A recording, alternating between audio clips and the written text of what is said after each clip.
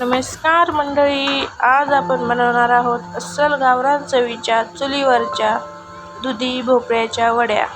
गॅसवरच्या वड्या तर तुम्ही नेहमीच खाता, पण चुलीवरच्या धुराचा जो स्वाद असतो ना, तो काही वेगळाच असतो. चला तर मग रेसिपीला सुरुवात करूया. इथे मी एक ताजा दुधी भोपळा घेतलेला आहे. तो आपण वरून सोलून घेणार आहोत. त्याचं साल अगदी मस्त असं काढून घेतलेलं आहे. आता हा भोपळा दोन्ही साईडने थोडा थोडा चिरून मस्त असा आपण किसून घेणार आहोत. वड्या बनवण्यासाठी कोवळा आणि ताजा भोपळा निवडावा. याने वड्या छान अशा कुरकुरीत होतात आणि मऊही होतात. आपण इथे हा भोपळा मस्त असा किसून घेतलेला आहे. आपला भोपळा छान असा किसून झालेला आहे. आता पुढची स्टेप म्हणजे आपण यातील सगळं पाणी काढून घेणार आहोत. हे पाणी आपण पीठ मळण्यासाठी वापरणार आहोत, कारण की पाण्यामध्येच खरी जीवनसत्वे असतात. त्यामुळे हे पाणी आपण पीठ मळण्याच्या टायमाला वापरणार आहोत. आपल्या भोपळ्याचा किस मस्त असा सुक्का तयार झालेला आहे. आता साहित्य पाहून घेऊया. इथे मी भोपळ्याचा किस घेतलेला आहे. 3 ते 4 हिरवी मिरची, थोडं आलं, 2 ते 3 चमचे तांदळाचं पीठ, 1 वाटी बेसन, 1 वाटी ज्वारीचं पीठ, थोडी हिरवी कोथिंबीर, चवीनुसार मीठ आणि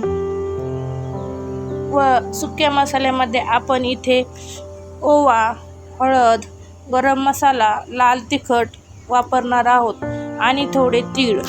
आता मी एका मिक्सरच्या भांड्यामध्ये हिरवी मिरची, आलं आणि लसूण याची पेस्ट बनवून घेणार आहे.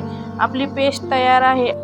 सगळ्यात आधी एका परातीमध्ये भोपळ्याचा किस मी इथे घेतलेला आहे. आता त्यामध्ये आपण 1 वाटी ज्वारीचं पीठ, 1 वाटी बेसन पीठ, 1 ते 2 चमचे तांदळाचं पीठ घातल्यामुळे वड्या अशा कुरकुरीत होतात. हिरव्या मिरचीचं वाटण, 1 चमचा हळद, 1 चमचा गरम मसाला, 1 चमचा लाल तिखट, 1 चमचा ओवा, तसेच चवीनुसार मीठ आणि आमच्या शेतातली हिरवी चिरलेली कोथिंबीर यामध्ये आपण घातलेली आहे. आता आपण हे मिश्रण अगदी मस्त असं छान मळून घेणार आहोत. जे भोपळ्याच्या किसामधून पिळून पाणी काढले होते, तेच मी यामध्ये थोडेसे यूज केलेले आहे. दुधी भोपळा हा पचायला हलका असतो आणि त्यामध्ये पाण्याचं प्रमाणही जास्त असतं. त्यामुळे हे एक पौष्टिक अशा आपल्या वड्या तयार होणार आहेत. इथे मस्त असं छान आपलं पीठ मळून झालेलं आहे. इथे मी एक चाळणी घेतलेली आहे. त्याला मस्त असं तेल लावून घेणार आहे आणि त्या चाळणीमध्ये हे पीठ आपण अशा प्रकारे थापून घेतलेलं आहे. वड्यांचे आपण 2 प्रकार करू शकतो.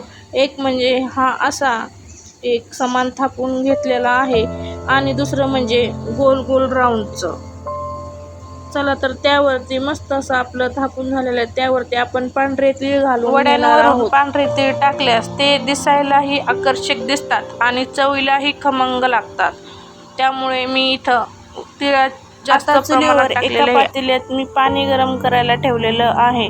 हे पाणी मस्त असं कडक झालेलं आहे. आता त्यावर या वड्या आपण ठेवून देऊया आणि त्याच्यावर एक झाकण ठेवून ह्या 10 ते 15 मिनटं आपण उकडून घेणार आहोत. मस्त असं आपल्या वड्या नीट शिजलेल्या आहेत की नाही हे पाहण्यासाठी सुरी किंवा काठी खुपसून बघा.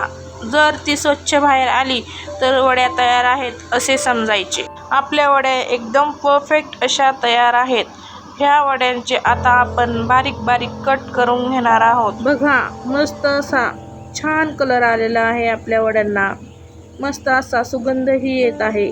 चुलीवरच्या जेवणाला लाकडाच्या धुराचा जो स्मोकी फ्लेवर येतो ना, तो गॅसवर येतच नाही. या वड्या फ्रीजमध्ये 2 ते 3 दिवस टिकतात, त्यामुळं तुम्ही आधीच ह्या वड्या बनवू शकता. पहा काय मस्त अशी आपली वडी तयार झालेली आहे. पहा मस्त.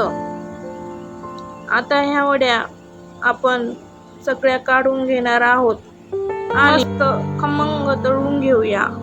इथे मी चुलीवर एक तवा ठेवलेला आहे, त्यावर मी 1 ते 2 चमचे तेल घालत आहे, कारण तळून नाही परतून घेणार आहे. चुलीच्या मंद आचेवरच ह्या वड्या आपण परतून घेणार आहोत. वडी दोन्ही बाजूने खमंग अशी कुरकुरीत आपण परतून घेणार आहोत.